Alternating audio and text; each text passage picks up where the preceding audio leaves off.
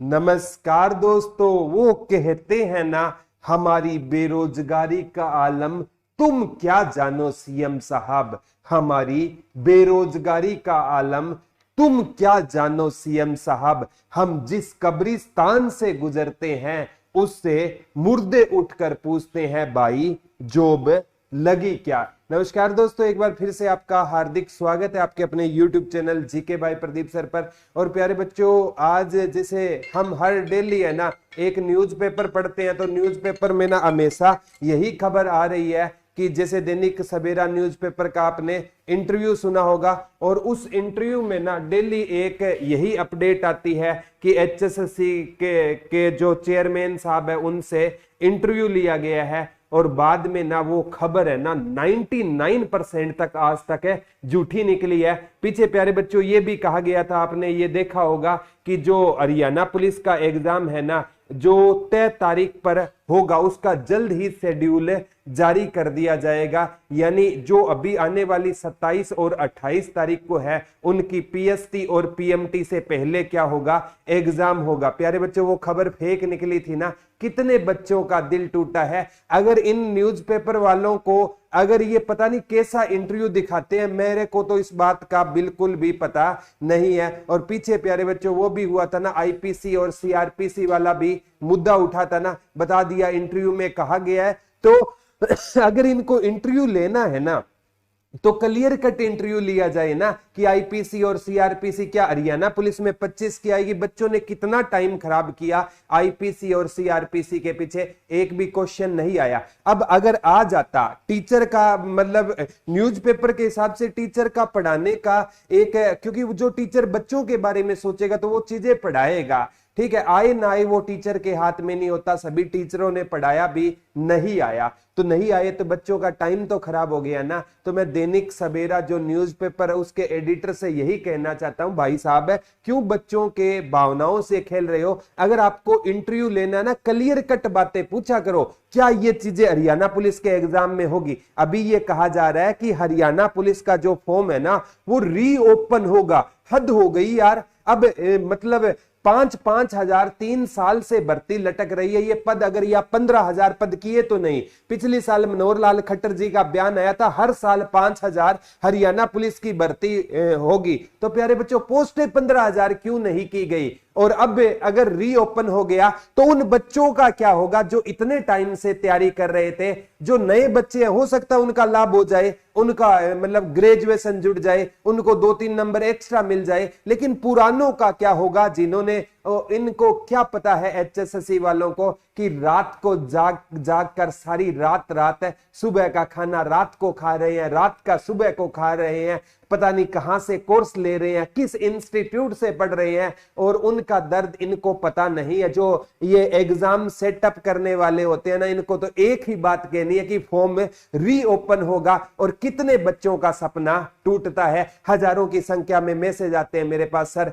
आज सुसाइड करने का दिल करता है। अरे पागलो, इनके पीछे अगर मरने लग गए ना तो रोज मरेंगे हम। उन मम्मी पापा के लिए जियो यार जिन्होंने आपके मतलब पैदा होने की खुशी में कितने कितने सपने देखे। मैं कहता हूं आप औरों के लिए जो ना जीना छोड़ दो, अपने मम्मी पापा के लिए जीना सीख लो। और दोबारा कहता हूं प्यारे बच्चों, फॉर्म रीओपन होना ना नए बच्चों के लिए फायदा हो सकता है, और नए बच्चे मेरी इस बात से नाराज भी हो सकते हैं, लेकिन पुराने बच्चों का दुख दर्द अगर सरकार नहीं समझती है ना तो फिर कोई फायदा नहीं है। नए बच्चे तो इस भर्ती में क्या अगली भर्ती में ऐड हो जाएंगे, कोई दिक्कत नहीं है। आपकी अगर एज नहीं हुई उस टाइम, अगर इस टाइम हुई है तो अगली भर्ती में हो जाओगे, आपके लिए कोई फर्क नहीं हो पड़ रहा। लेकिन जो प्यारे बच्चों जिसकी हरियाणा पुलिस की लास्ट भर्ती है और वो तैयारी करते हुए उसको इतना टाइम हो गया, अगर अब कह दिया जाएगा। अभी दैनिक सवेरा का इंटरव्यू पढ़ रहा था, ये माननीय चेयरमैन भोपाल सिंह खत्री जी का चेयरमैन का इंटरव्यू था, और उसमें स्पष्ट बातों में लिखा हुआ था कि अगर ऐसा होता है तो ग्राम सचिव का, कनाल पटवारी का और पटवारी का एग्जाम भी ना आगे पोस्टपोन्ड हो सकता है। यार कितनी बार दिल तोड़ोगे बच्चों का? अब तो कुछ तो शर्म करनी चाहिए यार। हद होती है एक इंसान की ना। एक मतलब एक बार आपने किसी को रुला दिया, दूसरी बार रुला दिया, ये तो मतलब ही क्या है कि ये तो वो तालिबानी सरकार हो गई है।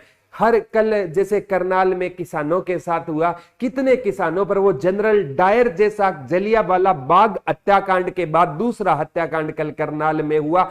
दिल पसीज जाता है यार, क्या हो क्या रहा है, सिस्टम चलाने वाले क्या कर रहे हैं। वहां का एसडीएम स्पष्ट रूप से, वो इंटरव्यू देखना, एसडीएम से इंटरव्यू नहीं था, वो एक वीडियो क्लिप आई थी, एसडीएम स्पष्ट रूप से पुलिस वालों को कह रहा है कि कोई भी एक इंसान बचना नहीं चाहिए, सिर फोड़ दो। हद होती है यार। ये जो पुलिस वाले होते हैं वो भी तो किसान के बेटे होते हैं। मैं आपसे भी रिक्वेस्ट करता हूं, मैं जिस सब्जेक्ट की तैयारी करवा रहा हूं, जिस पोस्ट की, वो भी तो आप हरियाणा पुलिस में जाओगे ना। और जब आप किसानों से भिड़ते हो ना तो दिल पसीज जाता है। एक किसान का बेटा हरियाणा पुलिस में लगा है और दूसरे किसान का बेटा वहां आंदोलन में है, तो आप अपने भाई पर लाठियां चलाने बंद कर दो। कोई भी ऑर्डर आए, अगर आप सभी एकजुट होकर कह दोगे हम लाठी नहीं चलाएंगे, तो फिर क्या औकात है इनकी।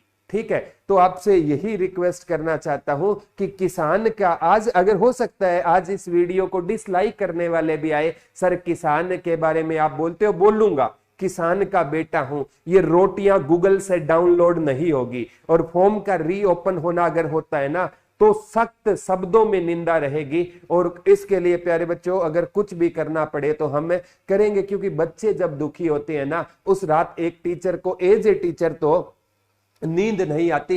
हद हो गई है प्यारे बच्चों इस चीज की। और मैं तो कहता हूं अगर हरियाणा पुलिस के फॉर्म, अगर ये बात में सच्चाई है, रीओपन होते हैं ना, तो बिल्कुल दिल टूट जाएगा। मैं तो एक ऐसा टीचर हूं प्यारे बच्चों, आपको हमेशा कहता हूं कि आप जीके भाई प्रदीप सर के कोर्स मत लो। आपको जिस ऐप से कोर्स अच्छे लगे ना, उस ऐप से कोर्स ले लो। जो टीचर आपको अच्छा लगे उससे पढ़ लो, लेकिन आप जॉब लग जाओ, क्योंकि दुनिया खैरियत नहीं हैसियत पूछती है। हाँ, पॉजिटिव रहा करो। देखो लाख संकट आएंगे, आपको, आपसे जलने वाले भी लोग आएंगे, आपको नीचे गिराने वाले भी आएंगे, लेकिन प्यारे बच्चों पॉजिटिविटी को मत छोड़ना। लोगों का काम है, सरकार तो चाहती है कि पढ़ने वाला बच्चा एग्जाम से पहले भ्रमित हो जाए, ठीक है, लेकिन आपको भ्रमित नहीं होना है प्यारे बच्चों। लाख बुराइयां आए, ठीक है। भगत सिंह ने अगर ये सोच लिया होता कि तेरे फांसी पर चढ़ने से क्या देश को आजादी मिलेगी, क्या वो फांसी पर ना चढ़ते। तो प्यारे बच्चों ऐसी सोच मत रखनी है। अगर ये सरकार ऐसा कर रही है ना, तो हमें है ना स्पष्ट रूप से हम इनकी क्या करेंगे, निंदा करेंगे। क्योंकि आज जहां पर देखो, जहां जहां भी है ना, मतलब कोई भी एमएलए अपने घर से बाहर नहीं निकल रहा है, उसको पता है गलत हो रहा है, लेकिन बोलने की हिम्मत नहीं जुटा रहा, क्योंकि सरकार तानाशाही हो चुकी है, इसमें कोई दो राय नहीं है। तो प्यारे बच्चों आप अपनी तैयारी जारी रखिए, नेगेटिव लोगों से आज ही दूर हो जाइए, पॉजिटिविटी रखनी है हर टाइम, है ना, एक पॉजिटिव नेचर से आपको तैयारी करनी है। और मैं तो कहता हूं कि एग्जाम कभी भी हो कोई मैटर नहीं करेगा, लेकिन जिस दिन एग्जाम का रिजल्ट आए ना, उस दिन आपके मम्मी पापा की आंखों में खुशी के आंसू आने चाहिए, और आपका हंसता और मुस्कुराता चेहरा है ना, वो सभी के सामने होना चाहिए। तो आज के लिए प्यारे बच्चों यही रिक्वेस्ट करूंगा, आज के लिए इतना।